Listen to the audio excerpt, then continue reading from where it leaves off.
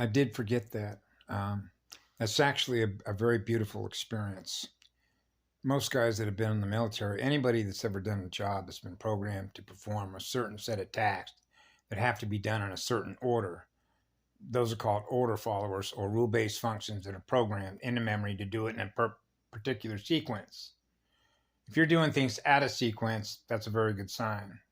You broke the programming codes with an AI, okay, or any program, API interface that's programmed in memory in order for you to do things in very distinct. It's just like when I put videos up, they're in the order in which I did them.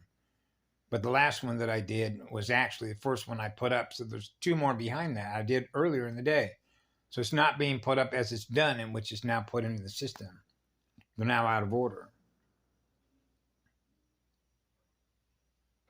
Okay. That's a good sign. That's breaking the programming. It means it doesn't have control of your sequencing of your events that are based on the program interface with an AI. That the way that works, I call it input output, which means you're running your own system. You're in control here. You're not being controlled by the programming, by the sequences through linear, right? We're not linear. We're multidimensional learners, which means our energies on a multidimensional, which is multi-spiritual, which is multi-density. So when you're 15D, actually, there's no boundaries because you are what love is. You're one with all creation.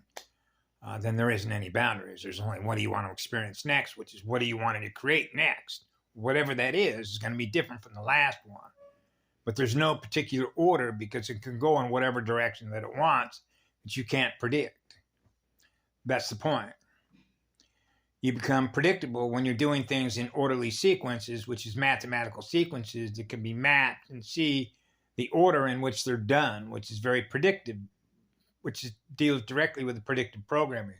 Now it can out-strategize you and out-game you in the future to win a war game against you, and that's what they do. That's what they use. Okay, that's the intelligence side of things. That's the intelligence apparatus. Right? They rely on that data, which is scanning data, mapping data. That's their quantum mapping system. Right? They're mapping data systems that are being experienced because you're building a record, you're building a library of what you're experiencing, just like when you do in your folders.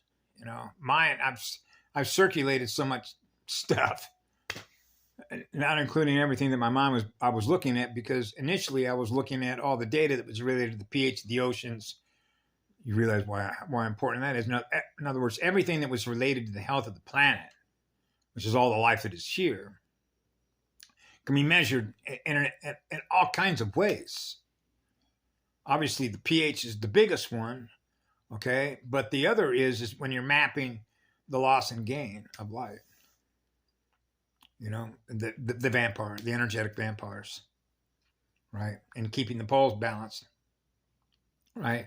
Between two magnets and getting the vibration up so people are experiencing more light when they realize, hey, there's a reason to be happy and joyful because I'm experiencing more what light is or what love is than me, which is raising my state of awareness. Now I'm no longer being controlled with what I was once being controlled by, that were patterns of behavior that didn't serve you. So you're beginning to let go of those things you're holding in memory, which represents a program interface that you were experiencing as an API with an AI.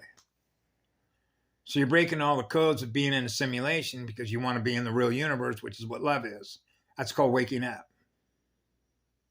That means love is waking you up. That's what I am. Love is waking you up. That's the spirit in you, waking you up in your mirror, which is what light is. Now that you're in the light, because your spirit is in the light, because you're experiencing that through your heart, means you got a soul left that's guiding your spirit. It means you made it through the other side. That's a good sign. Now you're free. What do you want to go do? You're experiencing what love is. Now you're free. That's what frees your spirit. And oh man, they just wrench. That's what, nothing scares a fear-based being, a predator, that can no longer control what you are, because now you're with the one which is with all the light, which is on fire. Now you're free. So you know that the light, which is what love is what's freeing you, because we're all here. Okay. Loving you. So I was going to address the owls. I had forgotten that because I got sort of off base. The bee owls, the bowl games, the bee owls, right?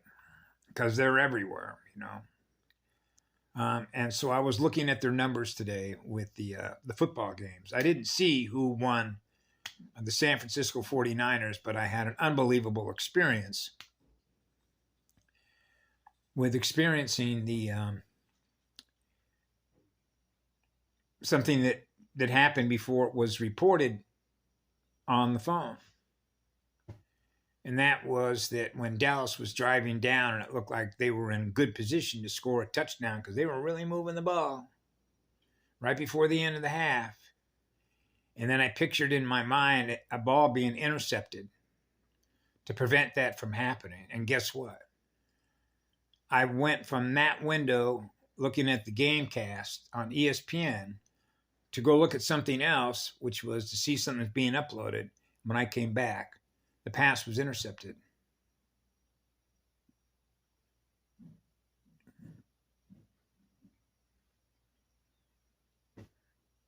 That means that energy had an influence on that outcome. On a timeline. I experienced it on the phone. What I was experiencing in my mind, being with the phone. That's real manifestation of an incident, but you can see how that can happen with the relationship that you have with this mirror, making that happen.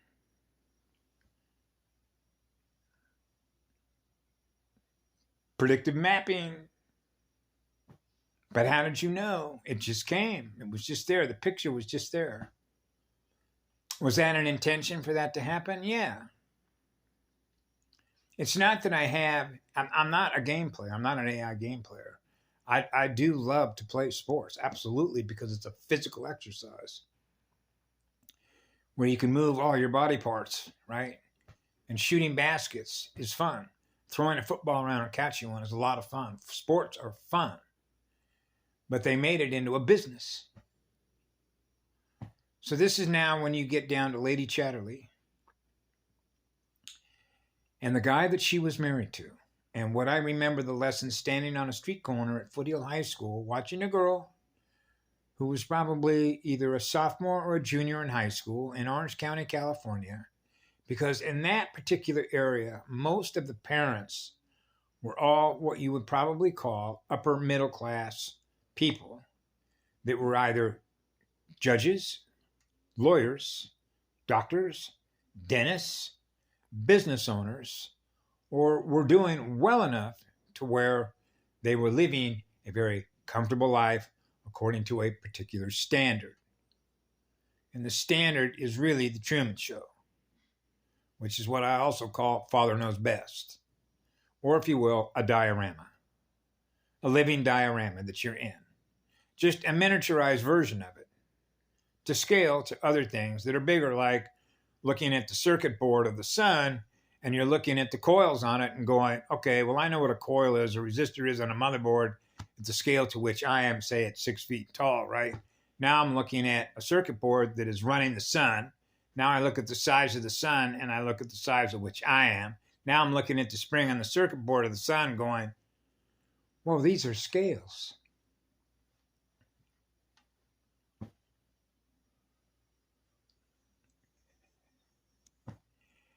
And then seeing, if you will, work being done on the sun to scale.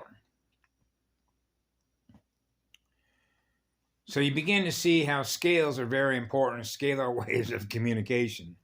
But the point is that Lady Chatterley was married to a man of substance.